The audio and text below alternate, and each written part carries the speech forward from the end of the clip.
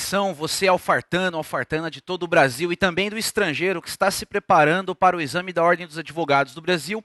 Vamos agora, eu e você, professor Robson Facchini, fazer uma revisão de direito administrativo. Preste atenção no que eu disse, hein? Aqui agora é hora de revisão. O conteúdo será passado de forma pontual para você poder revisar os tópicos mais importantes. Se por acaso você não entender alguma regra que foi passada, é porque você está precisando estudar mais. Hora da revisão. Vamos começar falando a respeito da administração pública brasileira. A administração pública brasileira que é classificada em administração direta e administração indireta. Acompanhe comigo a tabela que foi feita aqui para que nós possamos estudar as regras mais importantes da administração direta e da administração indireta. Na administração pública direta aparecem os entes políticos, as entidades políticas. São elas: União, Estados, Distrito Federal e os municípios. Somente essas 4 entidades compõem a administração pública direta. E venha comigo, na administração pública indireta, nós temos as entidades administrativas. As entidades administrativas que são compostas pela fase: fundações públicas, autarquias, sociedades de economia mista e empresas públicas. Então lembra lá, hein, na administração direta, entidades políticas; na administração indireta, entidades administrativas. A partir de agora, vamos começar a fazer os apontamentos importantes que podem cair na sua prova relativos a cada uma dessas entidades. Quanto às entidades da administração direta, os entes políticos, eles são instituídos pela própria Constituição Federal. Já a administração indireta tem a autarquia, que é instituída através de uma lei. Então lembra lá que a autarquia é criada diretamente pela lei. Já as outras entidades da administração indireta são autorizadas à criação pela lei. Então lembra que aqui é a autorização da lei. Isso aqui é muito cobrado pela prova da Ordem dos Advogados do Brasil. Primeira regrinha importante aqui, então, lembra lá, da Constituição instituir as entidades da administração direta, você não precisa se preocupar muito não. Agora, quanto à instituição das entidades da administração indireta, é muito importante. Autarquia, lei cria. Fundação pública, empresa pública e sociedade de economia mista, lei autoriza a criação. Agora vamos falar aqui da personalidade jurídica. As entidades da administração direta são todas pessoas jurídicas de direito público. Afinal de contas, elas foram criadas pela própria Constituição Federal. A autarquia, por ter sido criada diretamente por uma lei, também é uma pessoa jurídica de direito público. Lei cria, pessoa jurídica de direito público. Agora, as demais entidades da administração indireta, fundações públicas, empresas públicas e sociedades de economia mista, são pessoas jurídicas de direito privado. Afinal de contas, elas não foram criadas pela lei. A lei simplesmente autorizou a criação destas entidades. Uma outra característica importante que pode cair na sua prova se refere à finalidade de cada uma das entidades da administração pública. E na administração direta, nós temos os entes políticos, entidades com a finalidade do exercício das competências constitucionais. Então, beleza, os entes políticos exercem as suas competências constitucionais, competências descritas na própria Constituição Federal. Já os entes administrativos não. Preste muito cuidado nas regras relativas aos entes administrativos, hein? A finalidade da autarquia é o exercício da atividade típica do Estado. Então, a autarquia desenvolve atividade típica do Estado. E por atividade típica do Estado, nós temos a prestação do serviço público, o exercício do poder de polícia, a intervenção no mercado econômico, dentre outras atividades. A autarquia é muito parecida com as entidades da administração direta. A diferença maior é que a autarquia não possui autonomia política, como a União, o Estado, o município e o Distrito Federal. Agora, e as outras entidades da administração indireta, quais são as suas finalidades? Vamos para a fundação pública. Muito cuidado, hein? Uma fundação pública não pode visar o lucro. Então, ela não possui finalidade lucrativa. Vamos lá. não possui finalidade de lucro. Ah, simples assim? Então aqui nós não apontamos a finalidade dela, e sim qual é a não finalidade? Negativo. Além da fundação pública não visar o lucro, é importante saber que, segundo a Constituição Federal, uma lei complementar definirá a área de atuação das fundações públicas. Essa lei complementar até hoje não saiu, mas ainda assim é a resposta adequada para você acertar as questões na sua prova. Então lembra lá, lei complementar definirá. Coloca melhorzinho aí no material de você, lembrando também que essa tabela está no material de apoio que você recebeu aí, mas é importante que você reproduza ela no seu caderno para que você fique craque mesmo nesse assunto. E agora a finalidade da empresa pública e da sociedade de economia mista. Ambas as entidades da administração indireta possuem a mesma finalidade, ou seja, elas podem prestar serviço público. Então, finalidade da empresa pública e da sociedade de economia mista é prestação de serviço público ou a exploração da atividade econômica. Lembra lá da exploração da atividade econômica. Importante também lembrar que as empresas públicas e as sociedades de economia mista são chamadas de empresas estatais, as empresas do governo. Vamos analisar outras características. Agora vamos falar a respeito do regime jurídico das entidades da administração direta. A regra aqui é bem simples. Quando a entidade possui personalidade jurídica de direito público, o regime jurídico a que essa entidade se submete é o regime jurídico de direito público. Então, o regime jurídico das entidades da administração direta é um regime jurídico de direito público, haja vista todas elas serem pessoas jurídicas de direito público. A autarquia também é uma pessoa jurídica de direito público e, por isso, a sua personalidade jurídica também é de direito público. Agora, as pessoas, as entidades da administração indireta com personalidade jurídica de direito privado, elas se submetem a um regime jurídico de direito híbrido. Muito cuidado aí, hein? Então, o regime jurídico da fundação pública, da empresa pública e da sociedade de economia mista é um regime jurídico híbrido. Isto quer dizer que essas entidades se submetem ao regime jurídico de direito privado, mesclado por regras de direito público. E olha só, o regime jurídico dessas entidades depende bastante também da finalidade de cada uma dessas entidades. Por quê? Porque quando uma pessoa jurídica de direito privado da administração indireta presta serviço público, o regime jurídico híbrido é um regime jurídico mais voltado para o lado do direito público. Agora, quando a entidade da administração indireta explora atividade econômica, aí o regime jurídico híbrido vai ser mais voltado para o direito privado, para que não ocorra algum privilégio à entidade da administração pública no exercício da sua atividade, privilegiando a competição entre as instituições que exercem a mesma atividade. Então, regime jurídico, se a pessoa é de direito público, regime jurídico de direito público. E se a pessoa é de direito privado, regime jurídico híbrido. Outra regrinha importante, o regime de pessoal, o regime de contratação de cada uma dessas entidades. União, Estado, Distrito Federal e municípios adotam a regrinha do artigo 39 caput da Constituição Federal. Ou seja, elas se submetem à regra do regime jurídico único, RJU. E o que significa o regime jurídico único? O regime jurídico único significa que quando o ente político vai contratar trabalhador, ou ele submete todos os trabalhadores à CLT, ou submete todos os trabalhadores a um estatuto. Ou o vínculo de todo mundo é formalizado pela CLT, ou o vínculo de todo mundo é formalizado mediante um estatuto. O que não existe no regime jurídico único é a entidade contratar uma parte de seus trabalhadores pela CLT, outra parte pelo estatuto. Ou uma coisa ou outra. Via de regra, essas entidades adotam o estatuto.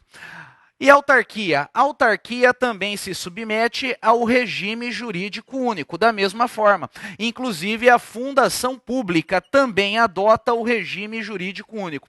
Já no caso da empresa pública e da sociedade de economia mista, essas entidades se submetem à CLT.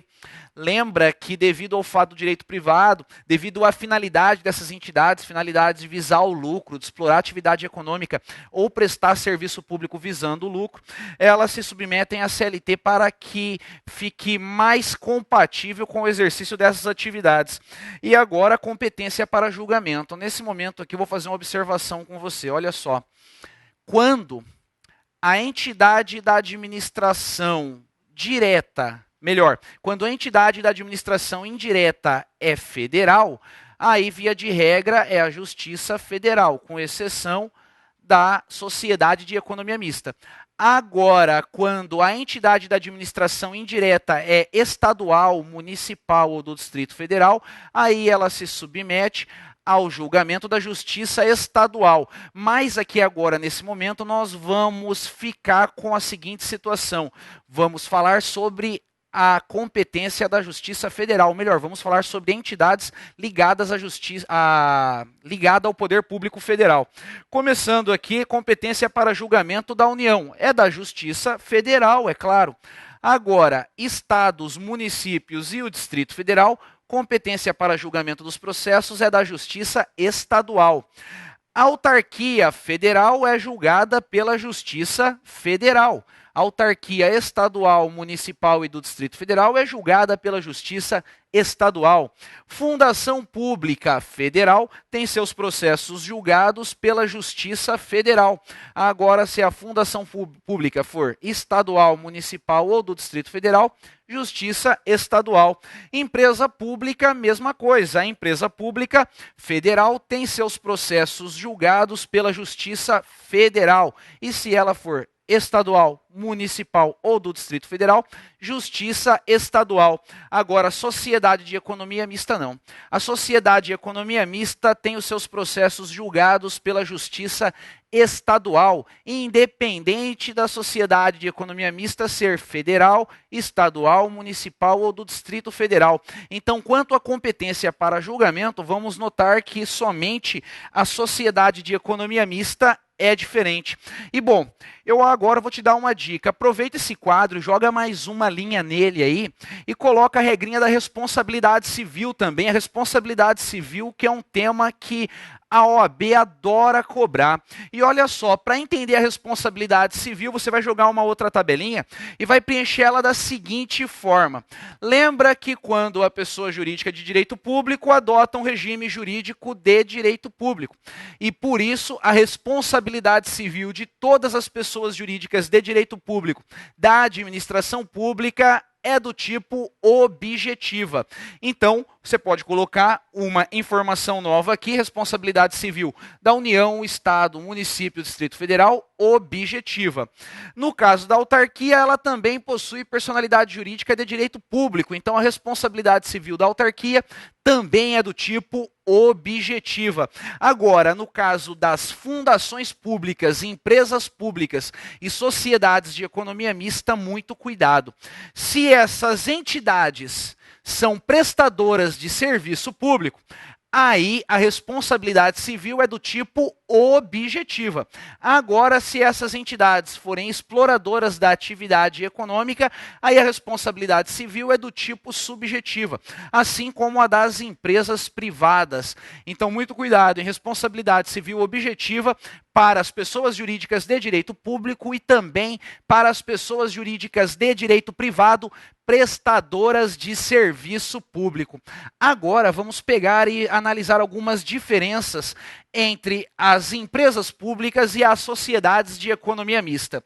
Primeira diferença será apontada é a formação do capital. O capital de uma empresa pública obrigatoriamente deve ser 100% público. Agora, o capital da sociedade de economia mista deve ser majoritariamente um capital público. Então, aqui, capital majoritário público. Isso quer dizer que, no caso da sociedade de economia mista, é admitida a participação de capital privado, mas o que não pode é a gestão da sociedade de economia mista ficar na mão da iniciativa privada. o poder público tem a maioria do capital da sociedade de economia mista e, sendo assim, o poder público tem o comando da sociedade de economia mista.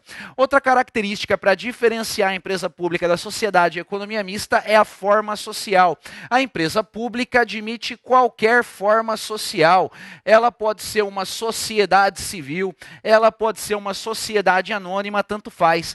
Agora, a sociedade de economia mista não. A sociedade de economia mista somente admite a forma social, SA, sociedade anônima. E aqui, só para relembrar, nós já vimos a regra, também difere a empresa pública da sociedade de economia mista a competência para o julgamento. No caso da empresa pública federal, seu julgamento será feito pela Justiça Federal, quando ela tiver que ir a juízo. Já no caso da sociedade de economia mista, os seus julgamentos são feitos pela Justiça Estadual. Esse aqui foi o basicão, a revisão rapidona de administração pública direta e também de administração pública indireta. Agora vamos falar um pouco dos modos como essas entidades desenvolvem as suas atividades. Vamos falar das técnicas administrativas. E são elas a centralização, a descentralização e a desconcentração. O mais importante aqui é pegar a diferença de uma para outra. Vamos lá. Na centralização, a entidade política, e quem é a entidade política? União, Estado, Distrito Federal ou município, desenvolve a sua competência administrativa, ou seja, na centralização o ente político exerce a competência administrativa diretamente, através da sua estrutura de órgãos e dos seus agentes. Para resumir o raciocínio, lembra, na centralização o ente político faz. Já na descentralização, o ente político não faz. Ele transfere o exercício da atividade administrativa para uma outra pessoa, seja uma pessoa física, seja uma pessoa jurídica. Então, na descentralização, o ente político não faz. Ele transfere a competência administrativa para outra pessoa. E quem que pode ser essa outra pessoa? Depende de como vai se dar o processo de descentralização. O processo de descentralização pode acontecer de duas formas. A descentralização pode acontecer através da outorga legal ou então através da delegação. E vamos para diferenças. Outorga legal é a descentralização feita por uma lei. Na outorga legal é transferido a titularidade e também a execução da atividade administrativa. Então lembra lá, transferência de titularidade mais execução da atividade administrativa e sem um prazo determinado. Lembrando que lei não tem prazo, lei tem vigência. E quando ocorre descentralização por outorga legal, o ente político titular da competência administrativa transfere essa competência administrativa para uma entidade da administração indireta. Sendo assim, podemos concluir que as entidades da administração indireta nascem através do processo de descentralização por outorga legal. E quando ocorre a descentralização por delegação, o que acontece? A descentralização por delegação é uma descentralização que, via de regra, é feita por contrato, mas pode haver delegação através de um ato administrativo. Então lembra lá que, via de regra, aparece a figura do contrato. Esse contrato transfere somente a execução da atividade administrativa, não transfere a titularidade. Então lembra lá que somente a execução. E o contrato tem um dia específico para terminar. Isso quer dizer que aqui aparece o prazo. Bom, quando nós temos o processo de descentralização por delegação, o exercício da atividade administrativa é transferido para um particular. Então lembra lá, delegação, particular, outorga legal, administração indireta. E por último, vamos falar da desconcentração. A desconcentração é um processo interno, acontece dentro de uma pessoa jurídica titular da competência administrativa. Isso quer dizer que a desconcentração pode acontecer tanto dentro da administração direta quanto dentro da administração indireta. E na desconcentração, a pessoa jurídica cria um órgão novo na sua estrutura corporal e distribui para esse órgão competências administrativas. Então, para diferenciar a descentralização da desconcentração, lembra que na descentralização a pessoa política somente está transferindo a atividade administrativa para outra pessoa. E já na desconcentração, ela está dentro da administração direta e da administração indireta. E é a pessoa jurídica titular da competência administrativa distribuindo as suas competências dentro da sua própria estrutura orgânica, ou seja, processo eminentemente interno.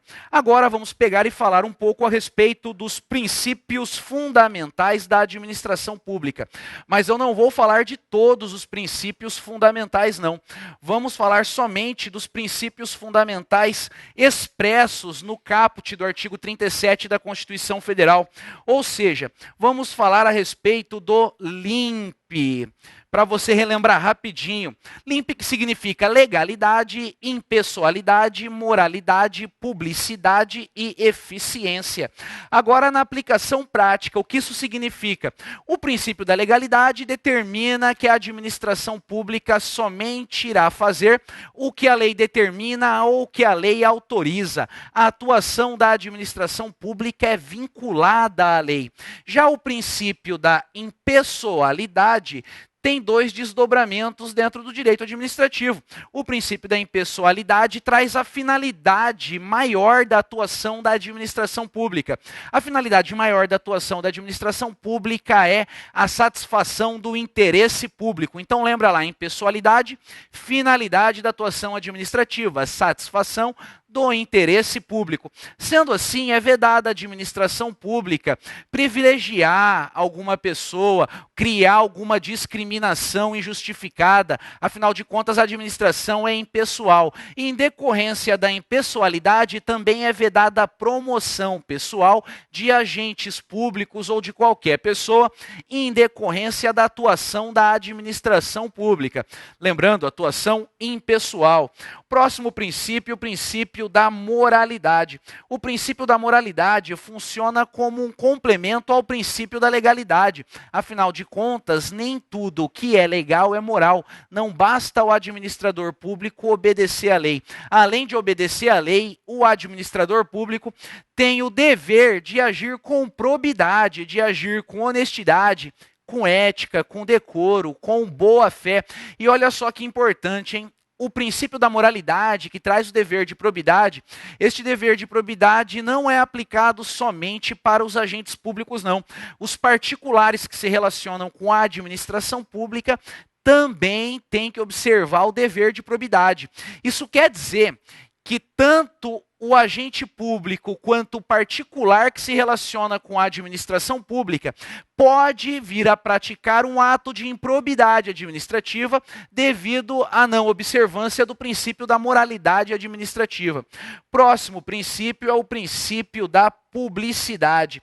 O princípio da publicidade informa que os atos da administração pública devem ser publicados em um órgão oficial para que eles adquiram eficácia.